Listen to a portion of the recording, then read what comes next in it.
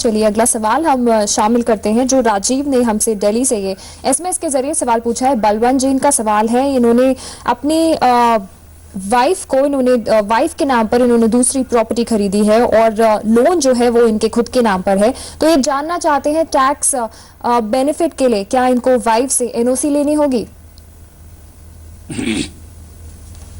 देखिए चारू, ऐसा है कि जो अगर आप होम लोन का जो टैक्स बेनिफिट है वो चाहे वो 80C का हो या 24B का इंटरेस्ट का हो, उसके क्लेम की एलिजिबिलिटी के लिए कुछ बेसिक क्राइटेरिया। पहला क्राइटेरिया है कि उस प्रॉपर्टी में आपकी ओनरशिप होनी चाहिए, आपका कैपिटल कंट्रीब्यूशन होना चाहिए। दूसरा, उस लोन के लिए आप को बोरोवर होने चाहिए। और तीसरा है कि उस लोन की आप एक्चुअली सर्विसिंग कर रहे होने चाहिए। जैसे ये बता रहे हैं कि उन्होंने वाइफ के नाम से घर लिया और सर्विसिंग ये कर रहे हैं, और अगर इनके वाइफ की इनकी खुद के उसमें ऑनरशिप नहीं है तो उनको इनकम टैक्स का बेनिफिट नहीं मिलेगा।